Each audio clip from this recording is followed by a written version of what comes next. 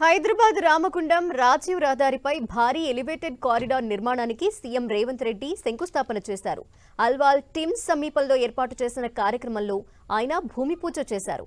ఈ కారిడార్ అందుబాటులోకి వస్తే హైదరాబాద్ నుంచి ఉత్తర తెలంగాణకు వెళ్లే వారికి ట్రాఫిక్ కష్టాలు తొలగిపోయే అవకాశం ఉంది. సికింద్రాబాద్ సిటీలో ట్రాఫిక్ కష్టాలకు తెరపడనుంది. ఇక కరీంనగర్ వెళ్లే ప్రయాణికులకు మెరుగైన ప్రయాణ సదుపాయం అందుబాటులోకి రానుంది.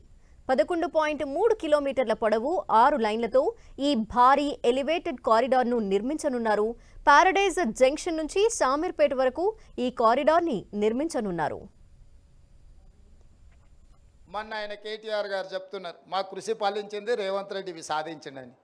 తెచ్చింది నేనైతే నీదేందా మధ్యలో అంటే వాళ్ళు 10 సంవత్సరాలు మేము చేయలేకపోయినాం, కొత్త ప్రభుత్వం వచ్చింది చేసిందని అభినందిస్తే బాగుంటుంది. మా పోరాటం ఫలించిందంటే ఏం పోరాటం నీ పోరాటం? ట్విట్టర్లలో దిక్కుమాలిన పోస్టులు పెట్టుడే నీ పోరాటమా? మిత్రుడు కేటీఆర్కు నేను సూచన చేస్తున్నా, హైదరాబాదు నగర అభివృద్ధి కోసం ధర్నా చౌక్లో ఇంద్ర పార్క్ దగ్గర మీరు ఆమరణ నిరాహార దీక్ష చేయండి, మేము సంపూర్ణంగా సహకరిస్తాం. గతంలో కేసీఆర్ గారు చెప్పారు ఒక మాట, కేసీఆర్ చచ్చుడో తెలంగాణ వచ్చుడో అని. ఇప్పుడు కేటీఆర్ గారు కూడా ఆ స్ఫూర్తిని తీసుకొని కేటీఆర్ చచ్చుడో నగరానికి నిధులు వచ్చుడో రెండిట్లలో ఏదో ఒకటి తేలే విధంగా కార్యక్రమాన్ని తీసుకోవాల్సిందిగా ఆయన దీక్ష కూర్చుంటే మా కార్యకర్తలే కంచేసి కాపాడుతారు. దానికి మా మైనంపల్లి హనుమంతరావు గారిని పూర్తి బాధ్యత.